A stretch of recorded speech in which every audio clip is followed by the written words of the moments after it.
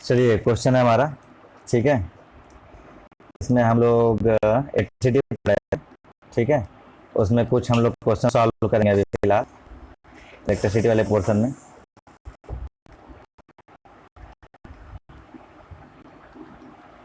Question solve करेंगे। Ready हैं सभी लोग?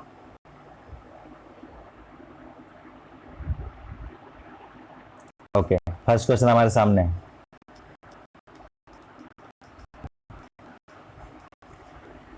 अ 4 ohm वायर, ठीक है, रेजिस्टेंस हमको दिया हुआ है।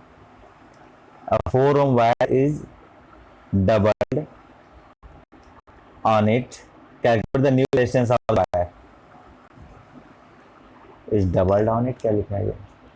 सेकंड चेक कर लो ना। Wire is doubled on it, the resistance of the wire.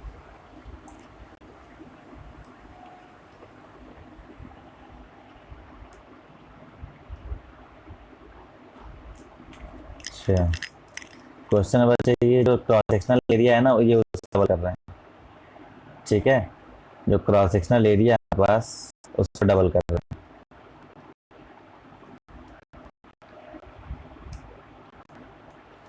जो क्रॉस सेक्शनल एरिया है ये उसको डबल कर रहे हैं। चलिए आंसर अपने पोस्ट कीजिएगा कमेंट में, या फिर मैं इंटरनेट के लिए आते हैं तो आप बता भी सकते हैं। Calculate the new resistance of the wire हमसे पूछ रहा है, ठीक है। सॉल्व कीजिए।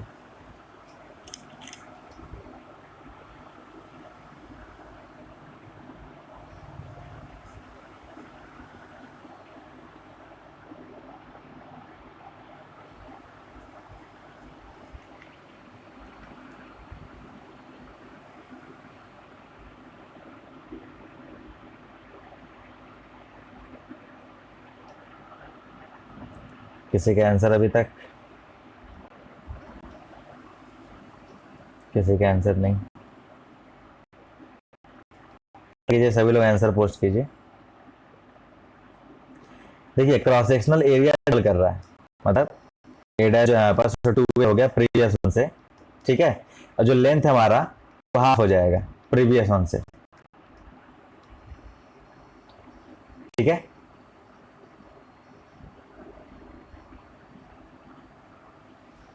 सबको क्लियर है दोनों पॉइंट?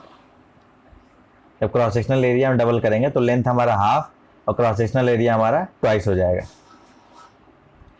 इन दैट केस जो हमारा न्यू रेजिस्टेंस होगा R dash is equals to rho into L dash divided by A dash, ये हमको पता है। यहां से अगर वैल्यू पुट करते हैं तो रो इनटू हमारा एल डैश क्या है, L by two, A dash क्या है मेरे पास 2a।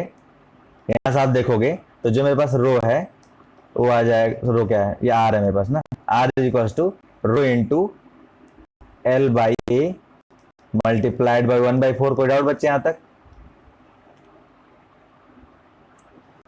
फिर आगे आप देखोगे जो भी हमारा आर डैश वैल्यू है, यहाँ पे ये आर डैश थी ना हमारे पास, ये आर डैश को, ये जो पुराना rho into L by A older one हमको 4 ओम दिया हुआ है, क्या 4 ओम मल्टीप्लाइड बाई 1/4, मेरे पास 1 ओम रेजिस्टेंस आ जाएगा।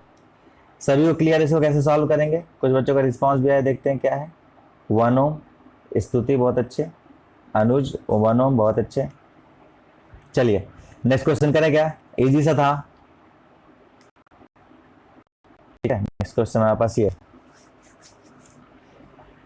when a potential difference of 2 volt is applied across the ends of a wire of 5 meter length, wire का जो लेंथ है हमारे पास 5 मीटर है, 2 वोल्ट का पोटेंशियल डिफरेंस अप्लाई हो रहा है, ठीक है। A current of 1 ampere is found to flow through it, ठीक है। इन दैट केस 1 एम्पियर हमारा करंट उसके अक्रॉस फ्लो हो रहा है। फिर पूछ रहा है कि calculate first the resistance per unit length of the wire. The resistance per unit length of the wire, resistance पूछ रहा है बच्चे, कैसे फाइंड करेंगे?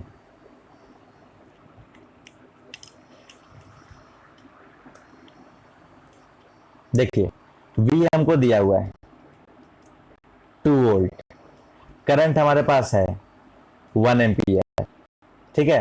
यहां से अगर मैं रेजिस्टेंस फाइंड करूं R इज इक्वल टू क्या हो जाएगा, V बाई आई,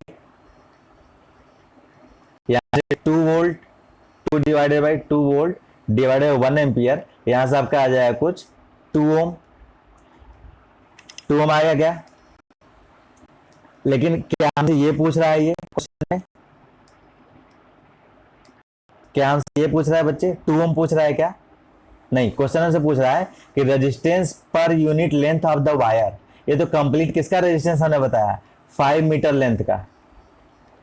समझ रहे हैं? अगर हमें रेजिस्टेंस पर यूनिट यानी फर्स्ट क्वांटिटी हमें यहाँ बतानी है, इन दैट केस हमें करना क्या होगा, 2/5 विच इज 0.4 ओम पर मीटर। Clear everyone? किसी का रिस्पॉन्स है? आर इक्वल टू 2 ओम, स्तुति 0.4 ओम मीटर पर मीटर। यस, स्तुति के बहुत अच्छे। उत्कर्ष बच्चे, जो 2 ओम हमारे पास है ना, वो कंप्लीट 5 मीटर का हमारा निकलेगा। समझ रहे हैं? क्योंकि R equal to V by I, जो जो हमारा एंड टू एंड 2 वोल्ट है, करंट जो हमारा फ्लो है कंप्लीट वायर में 1 एम्पियर का फ्लो है, तो सिंपली आर जो हमको मिलेगा कंप्लीट वायर का रेजिस्टेंस मिलेगा। ठीक है, पर मीटर अगर हमें फाइंड करना है तो टोटल लेंथ से उसको डिवाइड कर देंगे तो हमें पर मीटर मिल जाए। कोई डाउट बच्चे?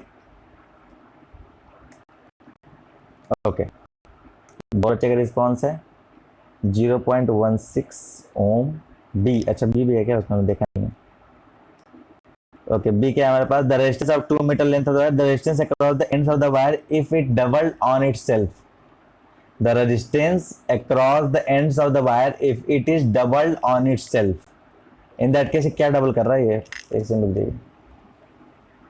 इफ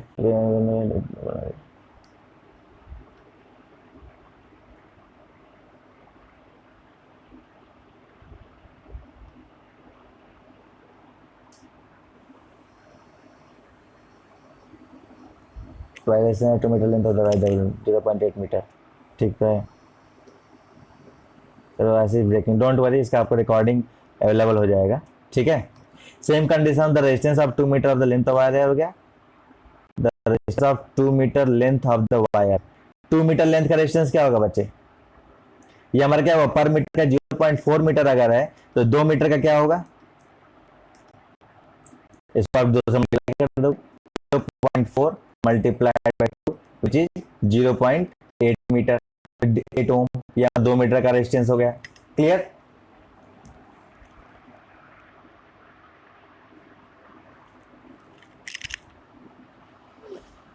क्लियर बच्चे? उत्कर्ष मित्तल, अनुज मणि त्रिपाठी, यस। ये थर्ड पॉइंट बताइए, the resistance across the ends of the wire if it is double on itself. अगर वायर डबल कर दिया जाए तो क्या होगा, अभी हमने जस्ट इसके पहले वो किया था।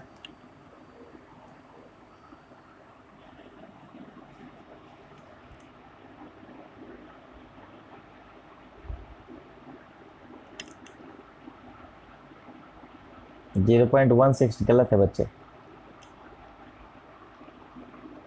गलत है। ये वाला पार्ट जो है, अभी जस्ट पहले हमने इसको डिस्कस किया था, ये आपका होमवर्क है, ठीक है, हमको ग्रुप में सेंड करना है।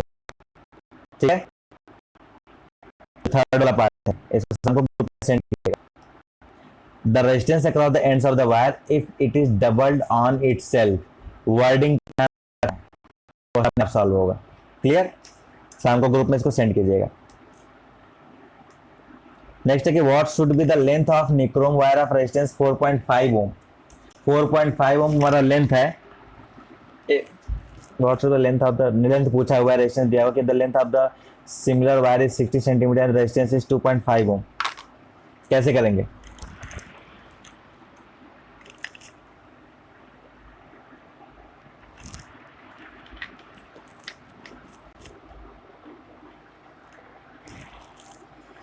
हमसे लेंथ पूछ रहा है, हमसे लेंथ पूछ रहा है यहाँ पे। ठीक है, इस निक्रोम वायर का, जब उसका रेजिस्टेंस हमको दिया हुआ है 4.5 ओम। इसी फॉलो ऑन में कह रहा है सेम वायर है, सेम मटेरियल है, उसका लेंथ को दिया 60 सेंटीमीटर, मान लेता हूँ इसको 60 सेंटीमीटर, रेजिस्टेंस दिया है 2.5 ओम। हमें इसका लेंथ फाइंड करना है, कर लेंगे क्या? फार्मूला से देखते हैं आर इज टू, हाँ बच्चे बोलिए।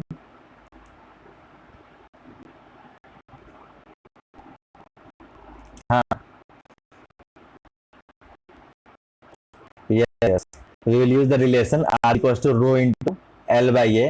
From this relation r is directly proportional to L, clear, and from this relation we can write L1 divided by L2 is equals to R1 divided by R2. सारे numerical value हम put करेंगे, उसके बाद हमारा expression की value आ जाएगी। Clear. Next question. चलिए सारे होमवर्क ही रहेंगे, आपको होमवर्क में सेंड करना होगा ग्रुप शाम को, ठीक है, सभी लोग ग्रुप पे कर दीजिएगा homework. A negligibly small current is passed through a wire of length 15 metre, length हमको दिया हुआ है 15 मीटर, यूनिफॉर्म का सेक्शनल एरिया हम दिया है कुछ है 6 इंटू 10 की power minus 7 metre square, and its resistance is metre, resistance दिया है हमको 5 ohm. Then what is the resistivity of the material and the temperature of the experiment. कोई डाउट है क्या इसको सॉल्व करने में किसी को? सिंपल सा फार्मूला है R is equals to rho into L by A, here rho is equals to R into cross sectional area divided by L। Find कर लेंगे क्या सर? क्वेश्चन सेंड कर दीजिए सर ग्रुप में। ओके, रिकॉर्डिंग अभी available हो जाएगी आप लोग को, ठीक है।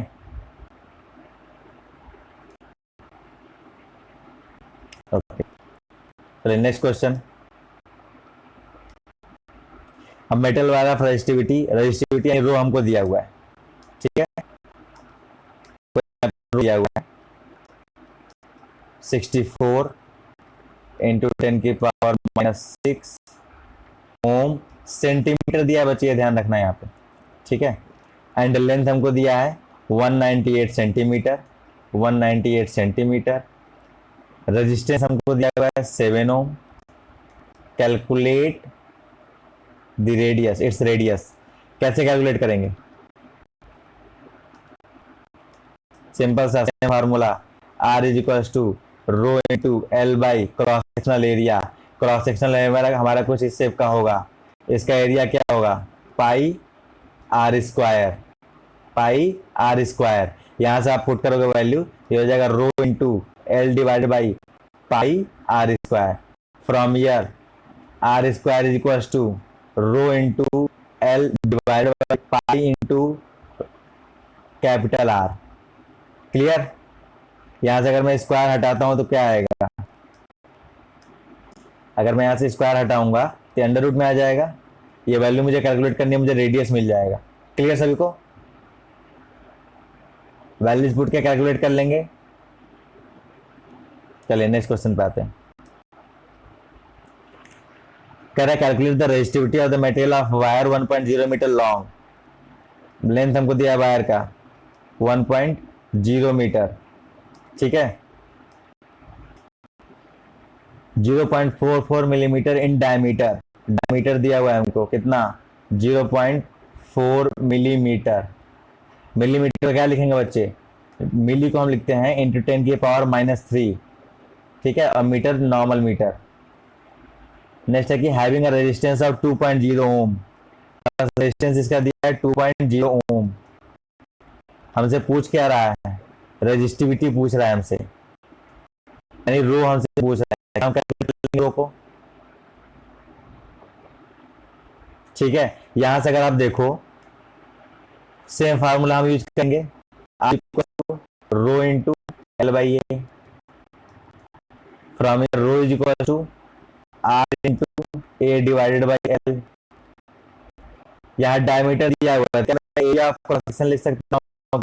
मैं इसको पाई आर स्क्वायर लिखता हूँ, क्या मैं इसको pi in terms of diameter D square 4 लिख सकता हूँ क्या? क्लियर। इसकी वैल्यू मैं अगर यहाँ पुट करूं तो जो रो आएगा हमारा, रो की वैल्यू जो हमारा रो आएगा कुछ इस तरह से आया कि R into pi D square divided by L into 4। सारे न्यूमेरिकल वैल्यूज हमारे पास नहीं, हमको कैलकुलेट करना है, केवल मल्टीप्लीकेशन और डिवीजन यहाँ यूज करना है। क्लियर सभी को? ठीक है, नेक्स्ट क्वेश्चन पे आ जाते हैं। कोई डाउट हो, किसी क्वेश्चन को कंप्लीट सॉल्व करना हो, बिल्कुल कमेंट में लिखिए सर इस क्वेश्चन को कंप्लीट सॉल्व करना है, न्यूमेरिकल वैल्यू पुट नहीं कर पा रहा हूँ या जो भी।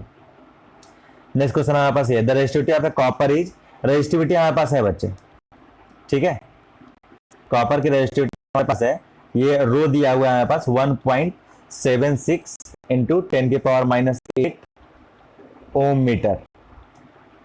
The radius of the wire is 1 millimetre. चलिए हमको रेडियस दिया है 1 मिलीमीटर, हमने बताया आपको मिली को क्या लिखेंगे 10⁻⁻3, हम क्या लिख सकते हैं इसको 1 into 10⁻³ metre. Calculate the length of the telegraph, हमको लेंथ कैलकुलेट करना है बेसिकली, चलिए लेंथ कैलकुलेट करना है। हैविंग अ रेजिस्टेंस, रेजिस्टेंस यानी कैपिटल आर जो दिया है हमको 10.5 ओम दिया हुआ है। क्या हम यहाँ से कैलकुलेट कर लेंगे क्या? कुछ आगे इसको मैं बताता हूँ, ठीक है, तक और बता देता हूँ कैसे करेंगे इसको। Same formula, R is equal to rho into L by A, length हमको फाइंड करना है उस वायर का, तो यहाँ से एल इज इक्वल टू क्या आ जाएगा बच्चे, R into cross sectional area divided by resistivity. Resistivity given है R, given A, area cross section कैसे पुट करेंगे, आर हमको दिया है तो A is equal to pi R square. कोई डाउट बच्चे? ठीक है, एरिया क्रॉस सेक्शन हमको दिया हुआ है,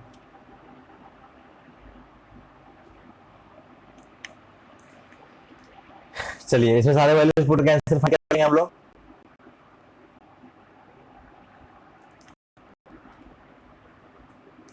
चलिए नेक्स्ट बच्चे,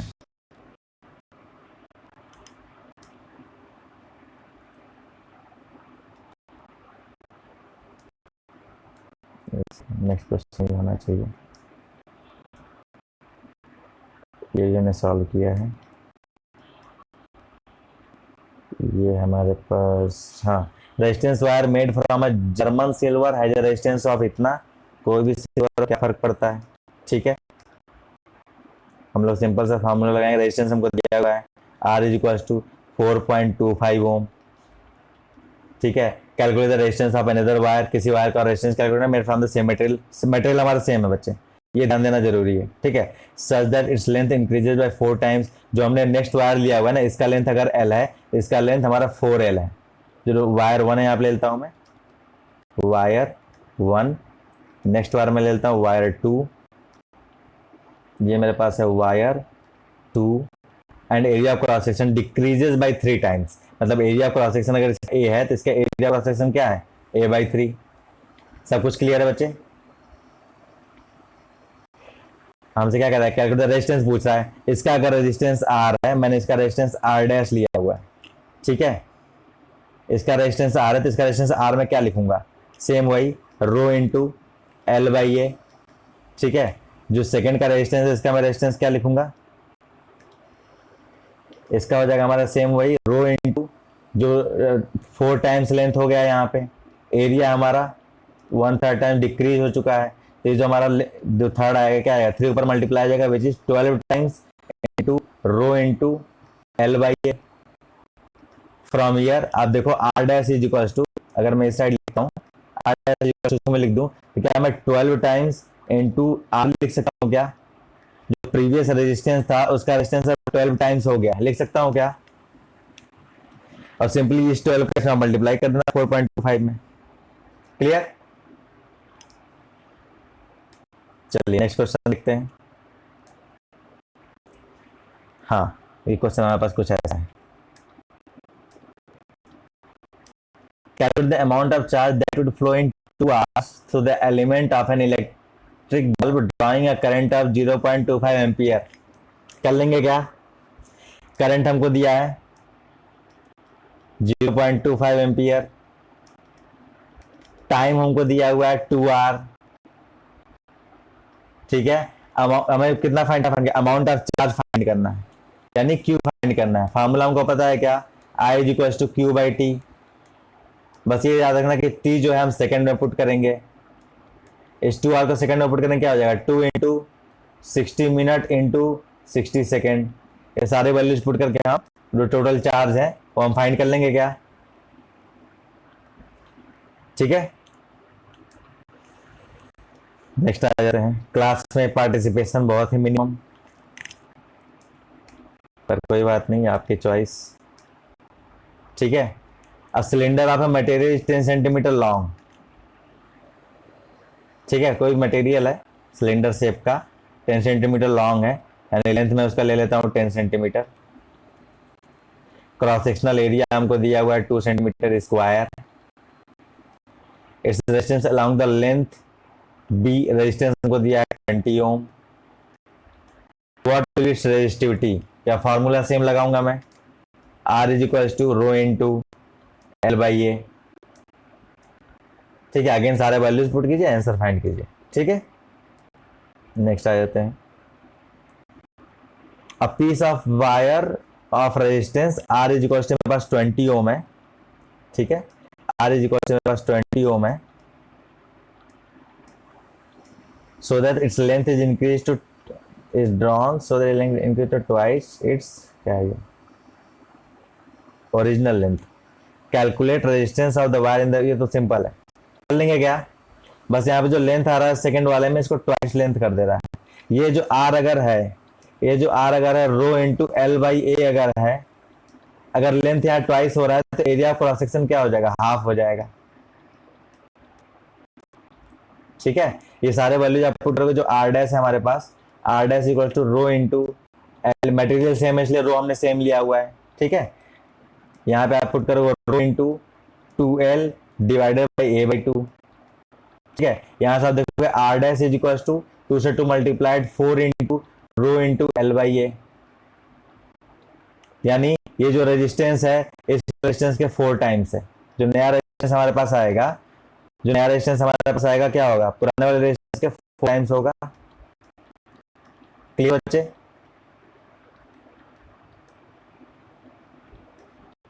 नेक्स्ट क्वेश्चन। हाँ, calculate the area of cross section of a wire, किसी वायर में area of cross section find करना है यहाँ पे। ठीक है, its length is 1.0 metre, length हमको वायर का दिया हुआ है क्या, 1.0 मीटर। इस रेजिस्टेंस इज 23 ओम, हमको रेजिस्टेंस दिया हुआ है 23 ohm. The resistivity of the material is, resistivity दिया है हमको 1.84 इंटू 10 की पावर -6 ओम मीटर। फार्मूला क्या यूज करेंगे, सेम फार्मूला यूज करेंगे, कोई डाउट है तो, R is equal to rho into L by A. यहाँ से एरिया ऑफ क्रॉस सेक्शन अगर मुझे फाइंड करना है तो A equal to rho into L divided by R।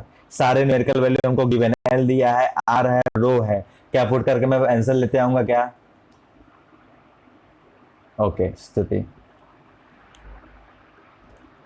Next पे आ जाइए, नेक्स्ट हमारे पास, हाँ ये हमारे सारे क्वेश्चन थे जो हमने पढ़ा है अभी तक। ठीक है, हमारे प्रैक्टिस के लिए ये क्वेश्चन मैं ग्रुप में सेंड भी कर दूंगा, नहीं तो इसका रिकॉर्डिंग अवेलेबल होगा, आप रिकॉर्डिंग से क्वेश्चन नोट कर सकते हैं। ठीक है, रजिस्टर्स को हम सीरीज में जब कनेक्ट करें तो उनका नेट इक्विवेलेंट रेजिस्टेंस क्या होगा, रेजिस्टेंस को जब मैं पैरेलल में कनेक्ट करूं तो नेट इक्विवेलेंट रेजिस्टेंस क्या होगा, वोल्टेज क्या क्या फर्क पड़ेगा, हर एक रेजिस्टेंस के क्रॉस क्या क्या वोल्टेज अपीयर होगा, हर एक रेजिस्टेंस के क्रॉस कैसे कैसे करंट अपीयर होंगे, ये सारी चीजें अब हम डिस्कस करेंगे आप। ठीक है, यहाँ पर अगर मैं देखूं, आप स्टेटमेंट में पढ़ सकते हैं पहले कुछ, अगर अभी तक हमने ना पढ़ा हो तो स्टेटमेंट में देख लेते हैं क्या लिखा हुआ है कि रजिस्टर जो हमारा सीरीज में कनेक्टेड है, a number of resistors are said to be connected in series if these are joined end to end and the same, that is total current flows through each one of them when a potential difference is applied across the combination। Same current flow होगा। देखिए मेरे पास कोई combination है बच्चे, एक resistance ये हो गया, दूसरा रेजिस्टेंस हो गया, तीसरा रेजिस्टेंस हो गया। ठीक है, इसकी वैल्यू डिफरेंट डिफरेंट ले लेते हैं। मेरे पास ये हो गया R1, मेरे पास ये हो गया R2, मेरे पास ये हो गया R3। ठीक है, अच्छा कोई भी कनेक्शन सीरीज में कैसे है इसको आइडेंटिफाई करने के लिए एक नॉर्मल पॉइंट बताता हूं बच्चे। अगर दो एलिमेंट के बीच में केवल एक कॉमन पॉइंट हो, जैसे देखिए यहाँ पे मैंने ए मार्क किया हुआ है। ठीक है, जैसे देखिए यहाँ पे मैंने ए मार्क किया हुआ है। जो रेजिस्टेंस हमारा R1 एलिमेंट है, जो R2 एलिमेंट है, इन दोनों में केवल एक कॉमन पॉइंट है क्या, अगर सिंगल कॉमन पॉइंट है तो दोनों एलिमेंट हमारे सीरीज में होंगे। ठीक है, सेम गोज फॉर इसके लिए, देखिए R2 एलिमेंट और R3 एलिमेंट, इनके बीच में केवल एक कॉमन पॉइंट है क्या, एक कॉमन पॉइंट, मतलब ये दोनों सीरीज में होंगे।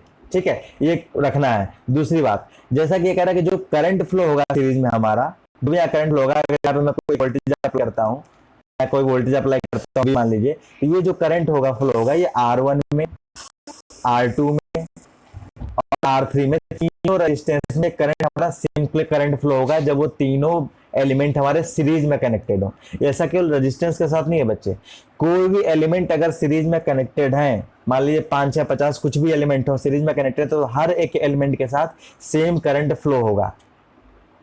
समझ में आ गया? यहां पे अगर आप देखो तो R1 के अक्रॉस जो करंट I फ्लो होगा, सेम करंट R2 के अक्रॉस फ्लो होगा, सेम करंट R3 के अक्रॉस फ्लो होगा। ये बच्चे, ये बेसिक है। उसके बाद से अगर मैं देखूं यहाँ पे, इसको और आगे तक लेके जाते हैं। ठीक है, इसको और आगे तक लेके आते हैं। अगर सेम करंट सबके अक्रॉस फ्लो होगा हमारा, ठीक है, यानी वोल्टेज डिफरेंस होगा, यानी R1 के अक्रॉस जो वोल्टेज डिफर होगा वो सेम नहीं होगा। यहाँ पे जो करंट होगा, करंट होगा सेम होगा, करंट सेम होगा through each element, through element. यहाँ पे वोल्टेज होगा डिफर करेगा, यहाँ पे R1 के क्रॉस V1 वोल्टेज होगा, R2 के क्रॉस V2 वोल्टेज होगा और R3 के क्रॉस V3 वोल्टेज होगा। ठीक है, सिंपल सा एक फार्मूला ये बच्चे, जितना सप्लाई है उतना कंजम्पशन है। सिंपल सा फार्मूला, जितना सप्लाई उतना कंजम्पशन। अगर मैं सप्लाई V दे रहा हूँ, अगर सप्लाई दे रहा हूँ, कंजम्पशन मेरा R1 के क्रॉस V का हो रहा है, R2 के क्रॉस V2 का हो रहा है, R3 के क्रॉस V3 का हो रहा है, तो simply supply cross supply V1 is equal to V1 plus V2 plus V3। कोई डाउट बच्चे यहाँ पे? यानी जितना सप्लाई V हमारा सप्लाई है, कंजम्पशन V1 है, V2 है, V3 है, यानी ईच रेजिस्टेंस के अक्रॉस जो कंजम्पशन है V1 V2 V3, वो consumption is equal to supply. जितना सप्लाई उतना कंजम्पशन। क्लियर? हाँ बच्चे बोलिए।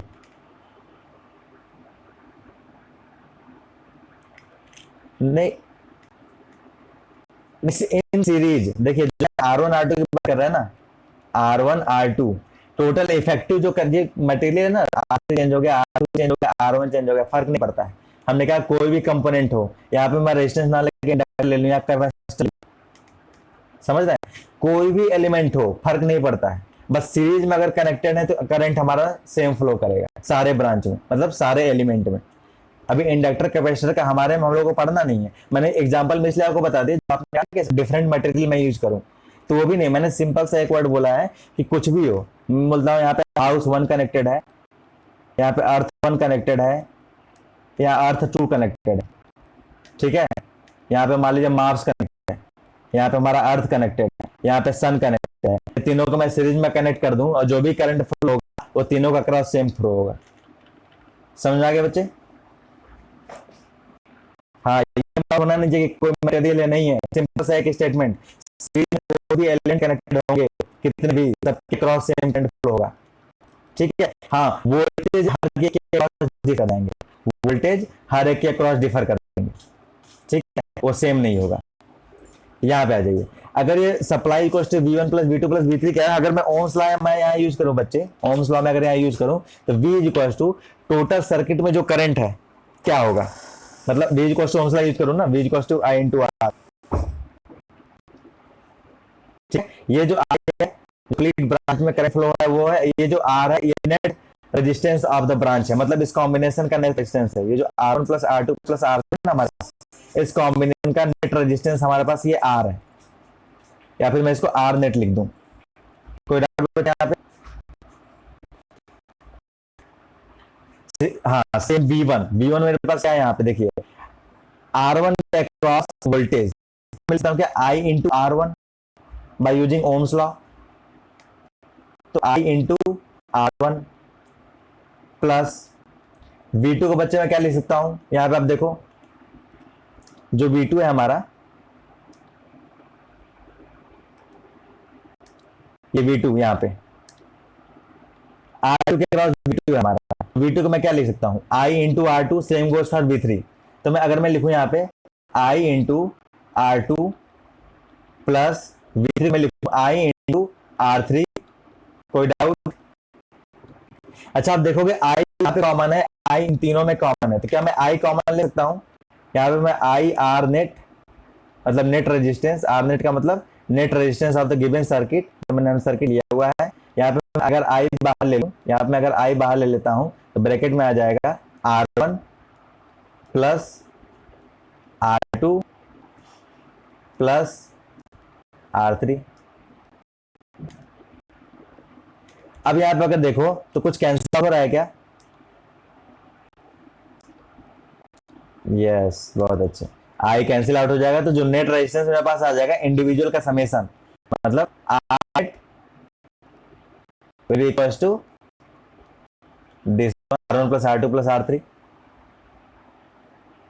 क्लियर? चलिए इसी में नेक्स्ट पर हम देखते हैं क्या कहते हैं। देखिए यहाँ पे हमारे पास वो रिजल्ट है, जो नेट रिजल्टेंट हमारे पास सीरीज का हमारे पास वैल्यू है, which is R1 plus R2 plus R3। यहाँ देखिए, hence when a number of resistance are connected in series, the equivalent resistance, the resultant resistance is equal to the sum of the individual resistances and is greater than any individual resistance। ये जो इसका क्या मतलब है बच्चे? Individual resistance and is greater than any individual resistance का क्या मतलब है? आर एस मेरे पास आर एस आएगा, ये जो आर एस आएगा ये R1 से भी बड़ा होगा, समझ रहे हैं? जो आर एस है हमारा ये R2 से भी बड़ा होगा, और ये जो आर एस है हमारा, जो कॉम्बिनेशन ऑफ रेजिस्टेंस आया हमारा, ये R3 से भी बड़ा होगा। बात समझ लिए बच्चे? जो individual resistance R1 R2 R3, इन इंडिविजुअल रेजिस्टेंस से ये जो हमारा रिजल्टेंट रेजिस्टेंस आएगा RS, कॉम्बिनेशन जो आएगा हमारा वो बड़ा होगा। ठीक है, इसी में देखिए कुछ पॉइंट्स है हमारे पास, इन पॉइंट्स को जरा पढ़ते हैं। फर्स्ट पॉइंट है हमारे पास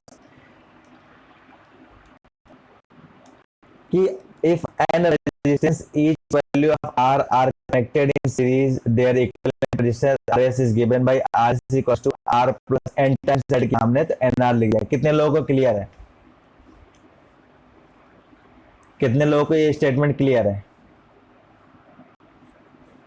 ओके, स्तुति का केवल कमेंट में आप रिप्लाई कर सकते हैं बच्चे। देखिए, अगर मैं 2 प्लस 2 प्लस 2 करूं, ये 6 आ जाएगा। क्या मैं 3 into 2 करूं, अभी 6 आएगा। प्रज्ञा बहुत अच्छा, अभी आ रहे हैं क्या? ठीक है, तभी 6 आएगा, तो सिंपली यही इन्होंने यहाँ यूज किया हुआ एंड इनटू आर, याद रखना है। ठीक है, यानी R is equal to number resistance, कितने रेजिस्टेंस कनेक्टेड है इन सीरीज मल्टीप्लाइड जो रेजिस्टेंस वैल्यू है, तभी हम अप्लाई कर सकते हैं जब ईच रेजिस्टेंस की वैल्यू सेम हो, जैसे कैपिटल आर। ये हम फार्मूला तभी यूज कर सकते हैं जब ईच रेजिस्टेंस की वैल्यू सेम हो। ओके वैष्णवी, नेक्स्ट है the current flowing through each resistor is the same, ये तो अभी हमने बताया आपको, ईच रजिस्टर सेम होगा।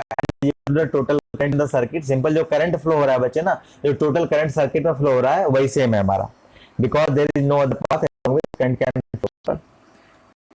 The potential difference across the ends of the combination is distributed across the ends of each one of the resistor. The potential difference across any its resistance। ठीक है, तो जो रेजिस्टेंस क्या बोलते हैं उसको, जो पोटेंशियल डिफरेंस होगा ना, ईच रेजिस्टेंस हमारा डिफरेंट होगा कॉम्बिनेशन में, वो सेम नहीं होगा। वी इन सीरीज सेम नहीं होगा, वो डिफर करेगा। उसका रीजन हमें 0.3 दे रहा है, उसका रीजन हमें 0.3 दे रहा है कि the potential difference across the ends of the combination is distributed across the ends of each one of register. ठीक है, जैसे हमने देखा ना यहाँ पे, जो हमने ये एक्सप्रेशन देखा, ये वाला पार्ट, ये वाला पार्ट कहाँ गया ये? हाँ, यहाँ पे ये जो हमने देखी हुई थी वाली चीजें देखी हुई थी हमें यहाँ पे, ये जो टोटल पोटेंशियल डिफरेंस है ना V, ये जो टोटल पोटेंशियल डिफरेंस है V एंड टू एंड, ये डिस्ट्रीब्यूट हो जाता है हर एक एलिमेंट के एंड टू एंड में डिस्ट्रीब्यूट हो जाता है, मतलब ये डिफरेंट होंगे ही होंगे, समझ रहे हैं? ये डिस्ट्रीब्यूट हो जाता है हर एलिमेंट के एंड टू एंड में। क्लियर? नेक्स्ट हम लोग इसी में आते हैं। थर्ड पॉइंट था हमारा, हम थर्ड पॉइंट देख लिया था, फोर्थ पॉइंट देखते हैं। क्या कह रहा था, equivalent resistance RS produces the same real that is give the same current under the same condition that is the same potential applied across the end when the current, ठीक है। या फिर आप R1 R2 R3 जोड़कर जो net current find करते हो, या फिर RS के थ्रू नेट करंट, तो दोनों के केस में हमारा जो करंट की वैल्यू आएगी सेम आएगी। To connect resistances in series is the same as to increase the length of the conductor. It is due to this reason that the resistance of the combination increases and is equal to the sum of the individual resistances. अच्छा, ये कह रहा है जो analogy ये develop कर रहे हैं कि जो रेजिस्टेंस आप सीरीज में कनेक्ट कर रहे हैं, ये बेसिकली है क्या कि आप उस वायर का लेंथ इंक्रीज कर रहे हैं। अगर आप लेंथ इंक्रीज कर रहे हो तो आप देखो R इक्वल्स टू क्या हमने था, R is equals to rho into L, ये पढ़ा था हमने बच्चे। चलो sir please change the colour keeping the device, okay let's take it green और ब्लू ले लेते हैं। यहाँ पर तो जो रेजिस्टेंस बचे हमारा R is equals to rho into L by A, which means R is directly proportional to length of the conductor. आप अगर मैं रेजिस्टेंस इंक्रीज करते जा रहा हूँ, रेजिस्टेंस में बढ़ाते जा रहा हूँ, तो क्या मैं कंडक्टर का लेंथ इंक्रीज करते हुए जा रहा हूँ? अगर मैं कंडक्टर का लेंथ इंक्रीज कर रहा हूँ तो बाय द दिस रिलेशन हमको पता है कि रेजिस्टेंस इंक्रीज होना चाहिए। और यहाँ पे हमने देखा कि इसका कॉम्बिनेशन बेसिकली क्या हो रहा है, इंक्रीज ही हो रहा है, R1 plus R2 plus R3 plus R4। Clear, एक एनालॉजी सेट कर रहे हैं यहाँ पे। यहाँ कहना कि थस इन सीरीज कॉम्बिनेशन, जो भी हमारे पास सीरीज कॉम्बिनेशन है उस केस में होगा क्या, the equivalent resistance is greater than greatest resistance in the combination. समझ रहे हैं? मान लीजिए कि सीरीज कॉम्बिनेशन मेरे पास है, जैसे ये 1 हो गया, ये 2, ये 3, ये 4, ऐसे कुछ कर गया, और डिफरेंट इसका रेजिस्टेंस ले लेते हैं हम, ठीक है। जैसे कि मेरे पास ये हो गया R, मेरे पास ये हो गया R2, ये मान लेता हूं मैं R3, ये मान लेता हूं मैं R4। तो इसका जो सीरीज रेजिस्टेंस होगा, जो इक्विवेलेंट रेजिस्टेंस होगा, हमने अभी पढ़ा हुआ है कि RS will be equals to R1 plus R2 plus R3 plus R4। Clear बच्चे, सब लोग क्लियर है? अब ये कह रहा है कि R1 R2 R3 में R4 में मान लेता हूं मैं, लेट्स अज्यूम मान लेता हूं मैं कि जो सबसे बड़ा है R4 है, R4 मेरा बिगर वन है, R4 मेरा बिगर वन है, सबसे बड़ा है, बिगर वन। इस केस में से ये कह रहा है कि R जो आएगा ना वो R4 से भी बड़ा होगा। तो जो कॉम्बिनेशन जो सबसे बड़ा होगा उससे भी बड़ा ये कॉम्बिनेशन RS होगा, ये हमसे ये कह रहा है। क्लियर, नेक्स्ट आ जाते हैं। अब ओके, यहाँ पर हमने देखा कि हमारे पास R1 resistance, R2 resistance, R3 series में कनेक्टेड है, इनका combination we have R1 plus R2 plus R3 plus R4। Clear, let's assume that R1 R2 R3 और R4 में से मेरा R4 जो है बिग वन है। क्लियर, सबसे बिगर रेजिस्टेंस R4 है। इन दैट केस जो हमारा RS कॉम्बिनेशन आ रहा है ना, RS कॉम्बिनेशन जो भी वैल्यू आ रहा है वो R4 से भी बड़ा होगा। क्लियर है बच्चे? ओके, सीरीज में देखिए पैरेलल कॉम्बिनेशन और इंटरेस्टिंग है बच्चे, पैरेलल कॉम्बिनेशन है ये और इंटरेस्टिंग है। ये कह रहा है कि a number of resistor are connected in parallel if one of each resistor is connected to one point and other end is connected to another point, the potential difference across resistor is same and is equal to the applied potential difference between the 2 points। चलिए यहाँ से ले लेते हैं question. क्या हमारे पास एक resistor हो गया, इनको पैरेलल में कनेक्शन कुछ ऐसा है हमारा, पैरेलल में कनेक्शन कुछ ऐसा है हमारा, कनेक्शन कुछ ऐसा है हमारा, ठीक है।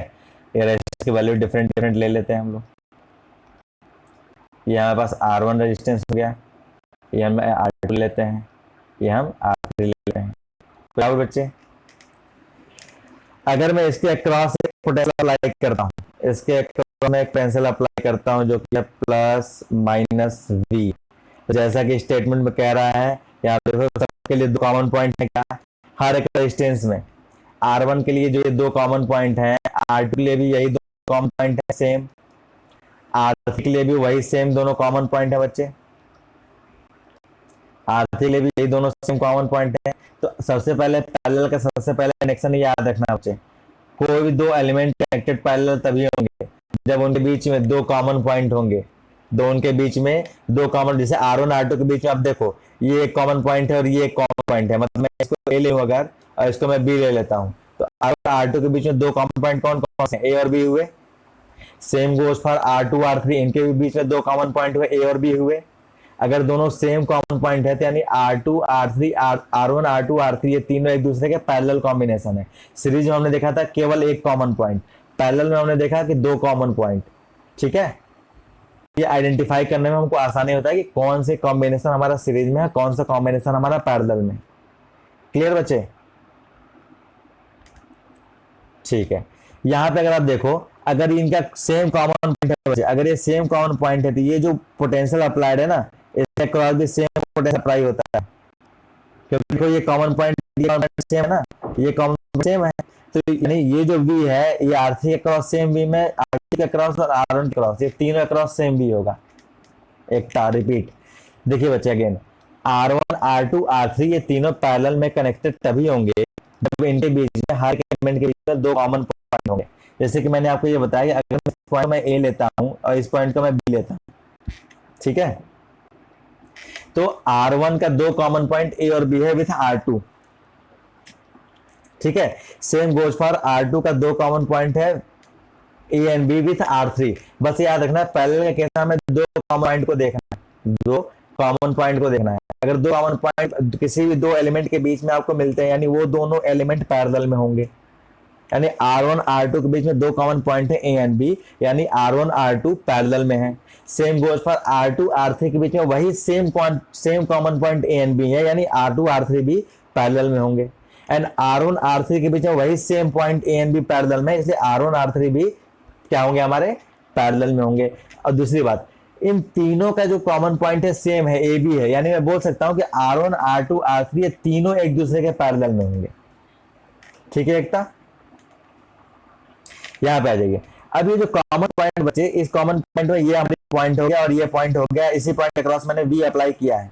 तो क्या ये कॉमन पॉइंट सेम है R1 R2 R3 के लिए? जो ये कॉमन पॉइंट है सेम है R1 R2 R3 के लिए, यानी जो पोटेंशियल होगा वो सेम होगा हमारा R1 R2 R3, यानी यही सेम पोटेंशियल R3 के क्रॉस होगा, यही सेम पोटेंशियल R2 के क्रॉस होगा, यही सेम पोटेंशियल R1 के क्रॉस हो गया। ठीक है बच्चे, अगर मैं ऐसा मान लूं कि इस सर्किट में कोई करंट फ्लो हो रहा है I, मान लेता हूं मैं यहाँ पे कोई करंट फ्लो हो रहा है I, यहाँ पे कोई I करंट फ्लो हो रहा है। अगर आप देखो जब ये सामने ऐसे आएगा तो यहाँ देखो इसको तीन पाथ मिलेंगे, इसको तीन पाथ मिलेंगे, तो सिंपली ये डिस्ट्रीब्यूट होगा तीनों पाथ में, सिंपली ये डिस्ट्रीब्यूट होगा। मतलब यहाँ पे I1 आएगा, मान लेते हैं R1 पाथ में I1 जा रहा है और R2 वाले पाथ में I2 जा रहा है, और R3 वाले पाथ में I3 आ रहा है, अब देखो ये I1 आएगा ना, ऐसे तो आएगा, यहाँ पे I1 आ गया, इसी रास्ते I2 आ जाएगा हमारा, और इसी रास्ते हमारा I3 आ जाएगा। अगेन देखो I1 से I से हमारा I1 I2 I3 स्प्लिट हुए थे, तो क्या यहाँ पे इस पॉइंट पे जब I1 I2 I3 कंबाइन होंगे तो अगेन I बन जाएगा। जितना स्प्लिट हुआ अगर उतना ही कंबाइन हुआ तो सेम अमाउंट मेरे पास आ गया। ठीक है बच्चे, तो इस केस में अगर मैं लिखूं, क्या मैं सकता हूं I equals to I1 plus I2 plus I3 लिख सकते हैं बच्चे यहाँ पे, कोई डाउट? और अगर मैं यहाँ पे ओम्स लॉ लगाऊं तो I इक्वल्स टू में क्या लिखूंगा, V बाई R, कोई डाउट बच्चे? Okay Stuti, I equals to V by R, ये जो R हमारा क्या है, नेट है, नेट रेजिस्टेंस, क्योंकि जो भी हमने लिया है क्या लिया है, नेट सप्लाई वोल्टेज। ठीक है, I इक्वल्स टू R1 के क्रॉस वोल्टेज है बच्चे, सॉरी R1 के क्रॉस करंट है ये, तो इन दैट केस क्या होगा, R1 के क्रॉस वोल्टेज क्या है, V है, ठीक है, divided by R1, V divided by R1। Next I2, यानी R2 के क्रॉस जो करंट है क्या हो जाएगा, सेम वोल्टेज अपीयर होगा बिकॉज वो पैरेलल में कनेक्टेड है, divided by R2। Plus I3, same voltage present है वहां पे रेजिस्टेंस 3 के अक्रॉस बिकॉज वो पैरेलल में कनेक्टेड है, in that case also V by R3,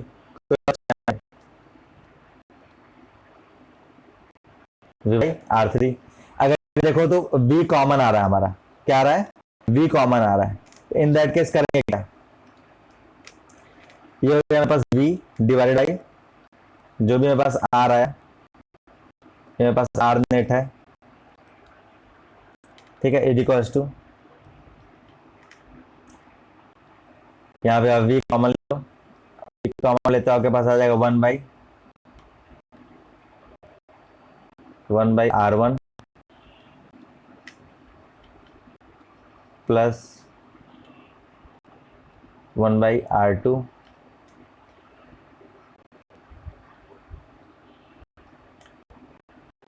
plus 1/R3।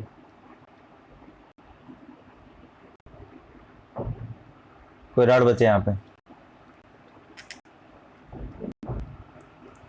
इसमें जब आप v कैंसिल आउट करोगे यहाँ पे, ये v जो है हमारा, इस v से ही v कैंसिल हो जाएगा, तो मैक्सिमम आप 1/R नेट जो आएगा, 1 बाई जो नेट रेजिस्टेंस आपका है R नेट,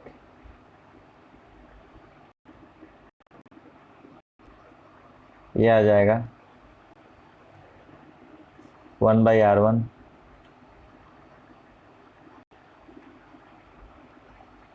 1/R1, ये लैग हो रहा है, प्लस 1/R2 प्लस 1/R3 हो जाएगा, ठीक है।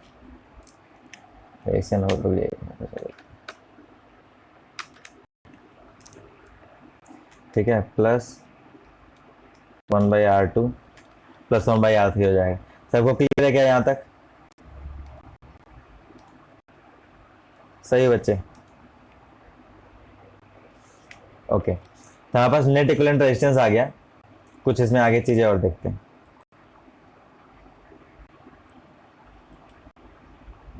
ये देखिए जो रिस्पांस हमने लिखा था, जो वैल्यू हमारी आर थी यहाँ पे आ गया, 1/RP equals to 1/R1 plus 1/R2 plus 1/R3, clear. यहाँ देखिए, hence when a number of resistance are connected in parallel, the reciprocal of equivalent, that is resultant resistance is equal to the sum of reciprocal of the individual resistances and is similar than any individual resistances and is smaller than any individual resistance। इसका क्या मतलब है बच्चे? जैसे मेरे पास R1 है, R2 है, सारे हमारे पैरेलल में कनेक्टेड है, ठीक है, R3 ये सारे हमारे पैरेलल में कनेक्टेड है बच्चे, ठीक है। मान लेते हैं कि R1 हमारा सबसे छोटा है, R1 हमारा स्मॉलर वन है, ठीक है। इन दैट केस जो आपके ये RP आएगा ना बच्चे, RP जो है आपका RP आएगा, ये R1 से भी छोटा होगा। कोई डाउट किसी को यहाँ पे इस वाले पॉइंट पे? कमेंट बॉक्स में हाँ एक डाउट है, क्या डाउट है बच्चे बताइए? ओके नो सर, देखिए ओके, जो वैल्यू फाइंड करेंगे बच्चे ना, हम आपको दिखाएंगे, जब इक्विवेलेंट रेजिस्टेंस हम लोग फाइंड करेंगे, हम आपको शो करेंगे कि जो सीरीज रेजिस्टेंस है हमारे पास, उसमें जो भी मैक्सिमम रेजिस्टेंस होगा R1 R2 R3 में, उससे बड़ा वो टोटल रेजिस्टेंस आएगा, इक्विवेलेंट रेजिस्टेंस आएगा हमारा, ठीक है। और जब उसी को मैं पैरेलल में कनेक्ट कर दूंगा, मान लीजिए R1 R2 R3 में पैरेलल में है, तो इसमें जो सबसे मिनिमम होगा, मान लीजिए R1 सबसे मेरा मिनिमम है, ये R1 से भी छोटा जो रिजल्टेंट आएगा हमारा ना, नेट रेजिस्टेंस आएगा, ये R1 से भी छोटा आएगा। हम न्यूमेरिकल में इससे देखेंगे बच्चे, ठीक है, इसको यहाँ ध्यान रखिएगा, हम लोग न्यूमेरिकल में इसको डिस्कस करेंगे, ठीक है बच्चे। और ये हमारे लिए प्लस पॉइंट है, जो नेट रेजिस्टेंस है बच्चे, जो हमारा सबसे कम आता है, तो ये हमारे लिए प्लस पॉइंट है, बेनिफिशियल है। दैट्स व्हाई होम कनेक्शन जो हम लोग करते हैं, घर में जो कनेक्शन होता है, पैरेलल कनेक्शन होता है, समझ रहे हैं। रेजिस्टेंस हमको जितना कम मिले उतना हमारे लिए अच्छा है, ये हमने क्लास में डिस्कस किया था। हमारा इलेक्ट्रॉन जो वायर में फ्लो हो रहा है, उसको जितना इजी पाथ मिले ट्रेवल करने के लिए, उतना हमारे लिए अच्छा है, समझ रहे बच्चे। ये देखिए, अगर हर एक रेजिस्टेंस का वैल्यू स्मॉल आर है, अगर मैं हर एक रेजिस्टेंस का वैल्यू स्मॉल आर लेता हूं, इन दैट केस जो नेट इक्विवेलेंट रेजिस्टेंस होगा वो R/N होगा, जैसे कि क्वेश्चन है, मान लीजिए हर एक रेजिस्टेंस की वैल्यू मेरे पास है 1000, टोटल रेजिस्टेंस है 1000, मतलब each रेजिस्टेंस की वैल्यू है, और जो टोटल रेजिस्टेंस है एन जो है हमारे पास, मेरे पास 100 रेजिस्टेंस है, 100 रजिस्टर है, 100 रजिस्टर है जिसका ईच रेजिस्टेंस की वैल्यू है 1000। अब आप हमको बताइए, अगर मैंने सबको पैरेलल कनेक्ट कर दिया, अगर मैंने सबको पैरेलल कनेक्ट कर दिया, उसके बाद आपको बताना है कि नेट रेजिस्टेंस या इक्विवेलेंट रेजिस्टेंस क्या होगा, कोई बता सकते हैं?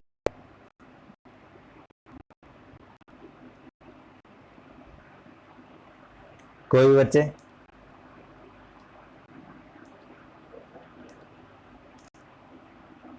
क्वेश्चन है 1/r, बच्चे सामने हमारे पास एक्सप्रेशन क्या है, r/n।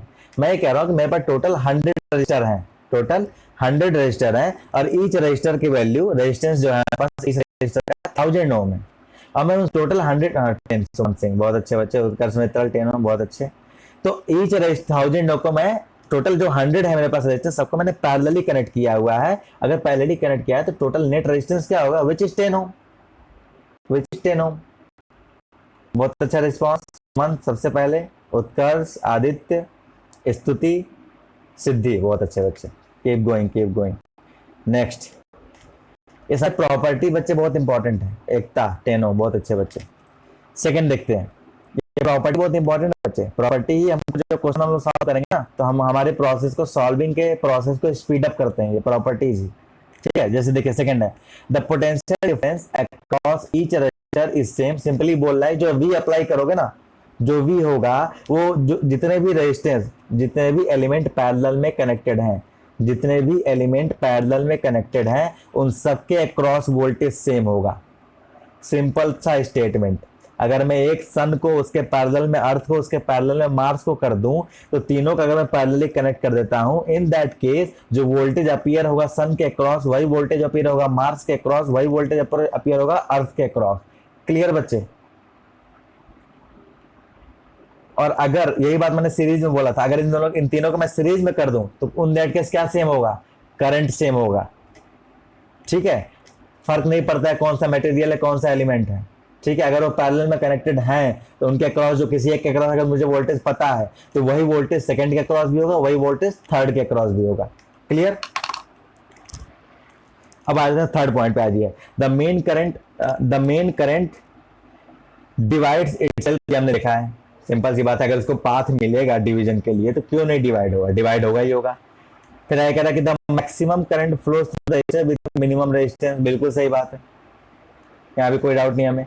Current in register is inversely, ठीक है, कोई दिक्कत नहीं यहाँ पे। तो फोर्थ पॉइंट देखते हैं, द इक्विवेलेंट रजिस्टर, 4 पॉइंट में देखते हैं कि the equivalent register RP produces the same result that is give the same, वही कह रहा है, under the same condition same potential, मतलब आरपी के क्रॉस, यानी R1 R2 R3 जो रेजिस्टेंस हमें, जो करंट हमें फ्लो कर, जो करंट हमें मिलेगा, जो रिजल्ट मिलेगा, वही आरपी में हमें वही रिजल्ट देगा, इसमें ज्यादा कुछ नहीं जरूरत नहीं है। Connecting a number of resistors in parallel is like providing an equal number of paths for the electron flow which result in decrease in resistance, simple सी बात। रेजिस्टेंस डिक्रीज क्यों हो रहा है, ये बेसिक स्टेटमेंट बहुत इंपॉर्टेंट स्टेटमेंट है बच्चे, जो हमने कहा ना कि अगर मैं पैरेलल में कनेक्ट कर देता हूं, तो जो टोटल नेट रेजिस्टेंस होगा वो डिक्रीज हो जाएगा, जो टोटल नेट रेजिस्टेंस होगा वो डिक्रीज हो जाएगा। तो बेसिकली हो क्या रहा है, connecting a number of resistors in parallel is like providing an equal number of paths for the electron flow which results in decrease in resistance, ठीक है। 6 point, to connect a number of resistors in parallel is equivalent to increasing the cross sectional area।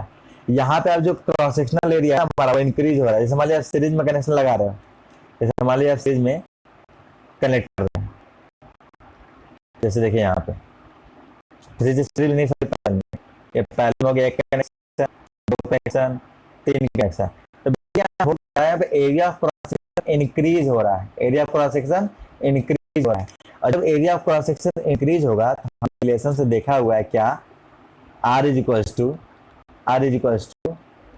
Row into L by S, हमने देखा हुआ है कि resistance हमारा inversely proportional है cross section के। अगर area of cross section increase होगा तो रेजिस्टेंस मेरा डिक्रीज होगा। कोई डाउट बच्चे? वही कह रहा है कि in parallel combination the equivalent resistance is lesser than the least of all the resistances. Once more, okay.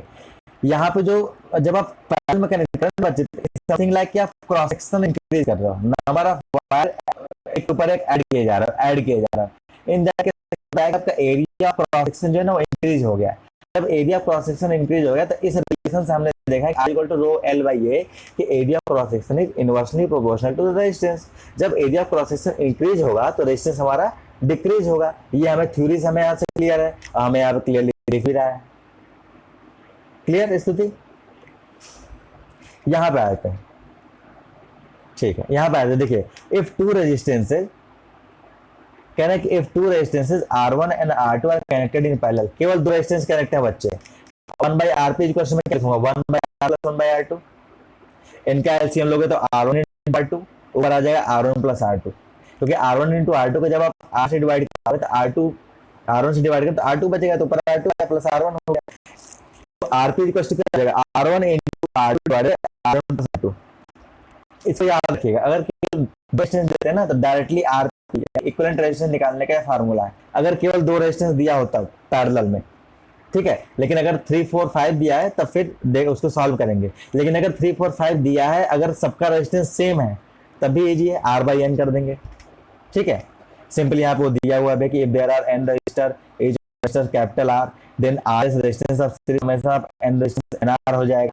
जो सीरीज कॉम्बिनेशन था हमने देखा था क्या NR है, और जो पैरेलल कॉम्बिनेशन है देखा हमने R/N है। तो अगर मैं वही यहाँ पे series combination ratio parallel combination में लिखूं तो क्या NR/RN लिखूं, यहाँ से n स्क्वायर हो जाएगा। कोई डाउट बच्चे?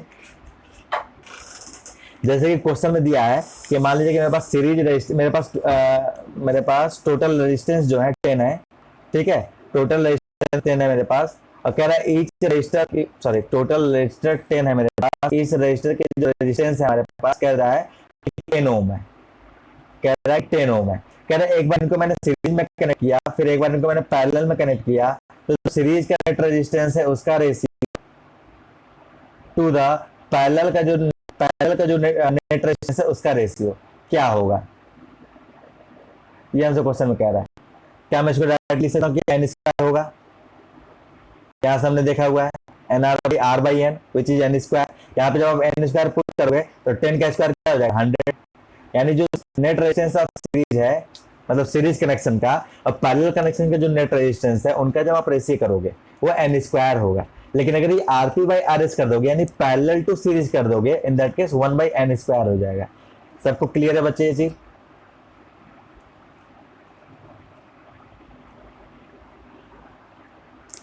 ठीक है, ये तो हम भी कैलकुलेट कर सकते हैं ना, लेकिन यहाँ पे इन्होंने दे दिया तो हमने डिस्कस कर लिया, ठीक है। चलिए, ये क्वेश्चन है हमारे सामने, इसको सॉल्व करेंगे क्या, या आप कुछ क्वेश्चन मैं होमवर्क में दे दूं? जो शुरुआत के रिमेनिंग 12 क्वेश्चन थे और कुछ 2-3 क्वेश्चन ये मैं होमवर्क में देता हूं, शाम को 9 बजे तक आप लोग पोस्ट कर देंगे।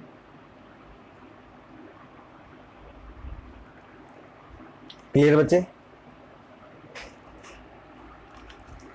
ओके, तो कुछ क्वेश्चन होमवर्क में आपको, और नेक्स्ट क्लास में हम लोग क्वेश्चन को डिस्कस करेंगे कैसे सॉल्व करेंगे। जो रेजिस्टेंस है हमारा, उनका सीरीज पैरेलल कॉम्बिनेशन, कई तरह के कॉम्बिनेशन दिए रहते हैं, आइडेंटिफाई करना कि कौन से रेजिस्टेंस हमारे सीरीज में है, कौन से रेजिस्टेंस हमारे पैरेलल में है, फिर उनके अक्रॉस वोल्टेजेस फाइंड करना, उनके अक्रॉस करंट फाइंड करना, ये हर एक पॉइंट हम देखेंगे। क्लियर बच्चे? इन सबका रिविजन आपको करना है। ओके,